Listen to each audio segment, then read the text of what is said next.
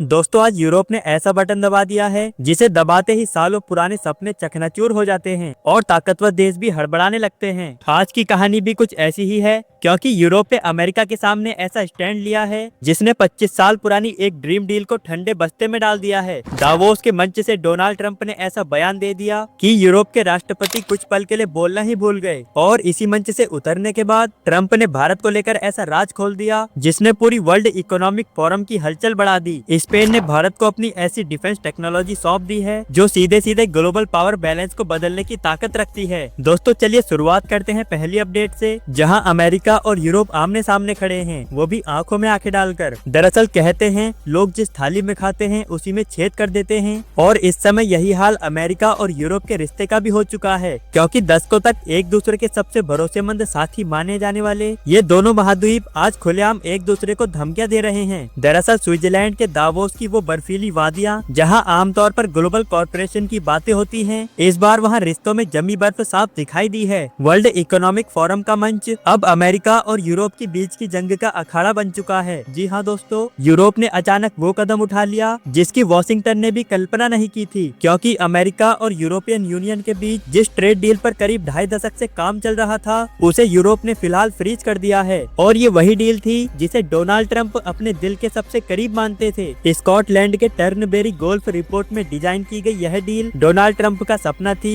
और इसका मकसद साफ था, कारों पर टैरिफ कम होंगे, टेक सेक्टर में तालमेल बढ़ेगा और चीन के खिलाफ एक मजबूत इकोनॉमिक फ्रंट बनेगा। लेकिन उसके बाद फिर एक फैसले ने पूरी बाजी पलट दी, क्योंकि दोस्तों यूरोप का आरोप है ट्रंप ने इस डील की गरिमा को तोड़ दिया है, क्योंकि पहले 10% टैरिफ की धमकी और फिर जून तक ग्रीनलैंड पर सहमति नहीं बनी तो फिर यह टैरिफ 25% तक बढ़ जाएगा। और यूरोप ने साफ कह दिया है कि ट्रंप टैरिफ को हथियार बनाकर इस्तेमाल कर रहा है। दोस्तों ग्रीनलैंड यूरोप के लिए सिर्फ जमीन का टुकड़ा नहीं है, बल्कि ये सम्मान और भविष्य की सुरक्षा का सवाल है। और आज अगर ग्रीनलैंड दे दिया गया तो फिर कल को यह कोई और देश मांगने आ जाएंगे। दावोस में माहौल उस समय और गर्म हो गया जब डोनाल्ड ट्रंप ने मंच पर कदम रखा। वही ट्रंप जिसे अपने आक्रामक अंदाज के लिए जाना जाता है, क्योंकि उन्हें लगा था कि वो इस बार भी अपनी शर्तों के साथ खेलेंगे। लेकिन पहली बार ट्रंप को यूरोप की तरफ से सीधे टक्कर मिली है। दरअसल फ्रांस, जर्मनी और ब्रिटेन पर ट्रंप ने जुबानी हमले किए, नाटो को पैसे की बर्बादी बताया और यूरोप की ग्रीन एनर्जी को उसकी कमजोरी करार दिया। और फिर उसके बाद वो समय आया जिसने दावोस को इतिहास में दर्ज करा दिया है, क्योंकि उसके बाद ट्रंप ने कहा अगर अमेरिका नहीं होता तो आज आप सब जर्मन भाषा बोल रहे होते। और सेकेंड वर्ल्ड वॉर का हवाला देते हुए कही गई इस लाइन ने पूरे हॉल को सन्नाटे में डाल दिया, क्योंकि यूरोपीय आयोग की अध्यक्ष उर्सुला समेत कई नेता अपनी सीटों पर जड़ हो गए, क्योंकि ये बयान सिर्फ इतिहास की याद दिलाना नहीं था, बल्कि ये यूरोप को नीचा दिखाने की कोशिश थी। लेकिन असली झटका ट्रंप की स्पीच खत्म होने के बाद लगा, क्योंकि यूरोपीय संसद की ट्रेड कमेटी के अध्यक्ष कैमरो के सामने आए और यह ऐलान कर दिया कि अमेरिका और ईयू की ट्रेड डील अब सस्पेंड है, मतलब कि पूरी तरह से फ्रीज। क्योंकि उन्होंने ये साफ कहा कि जब तक टैरिफ की धमकियां और ग्रीनलैंड पर दबाव कम नहीं होता तब तक कोई बातचीत नहीं होगी। और यही बात अमेरिका के लिए सीधा सीधा डिप्लोमेटिक झटका था। लेकिन ट्रंप ने भी जवाब देने में देर नहीं लगाई। उन्होंने ऐलान कर दिया कि 1 फरवरी से डेनमार्क, फ्रांस, जर्मनी और ब्रिटेन जैसे देशों पर भारी टैरिफ लगाए जाएंगे और अगर ग्रीनलैंड पर बात नहीं बनी तो फिर यह टैक्स 25% तक जाएगा। अब यह सिर्फ व्यापार की लड़ाई नहीं रही, अब यह आर्थिक युद्ध बन चुका है। लेकिन दोस्तों जब दो ताकतवर भिड़ते हैं तो हमेशा तीसरे के लिए रास्ता खुलता है और इस बार वो तीसरा नाम है भारत, जिसने दावोस की सारी सुर्खियां बदल दी हैं। क्योंकि दोस्तों डोनाल्ड ट्रंप की स्पीच खत्म होने के बाद कैमरे बंद हुए, लेकिन खेल खत्म नहीं हुआ था, क्योंकि जैसे ही ट्रंप मंच पे से उतरे तो फिर उनसे एक सीधा सवाल पूछा गया कि भारत को लेकर आपका क्या प्लान है। और यहीं पर ट्रंप ने वो बात कह दी जिसने पूरे वर्ल्ड इकोनॉमिक फोरम को चौंका दिया, क्योंकि बिना किसी हिचक के ट्रंप बोले हम प्रधानमंत्री मोदी का सम्मान करते हैं, वो शानदार इंसान है, वो शानदार इंसान है। और इसलिए दावोस में बैठे बड़े बड़े ग्लोबल लीडर्स एक दूसरे का चेहरा देखने लगे, क्योंकि यूरोप से तनाव के बीच ट्रंप का भारत पर भरोसा दिखना साफ इशारा था कि अमेरिका भारत को सिर्फ पार्टनर नहीं बल्कि बैलेंसिंग पावर मान चुका है। और ये कोई औपचारिक बयान नहीं था, बल्कि एक अनऑफिशियल सिग्नल था कि जब यूरोप और अमेरिका आमने सामने होंगे तब अमेरिका को भारत जैसे भरोसेमंद साथी की जरूरत पड़ेगी। सप्लाई चेन हो,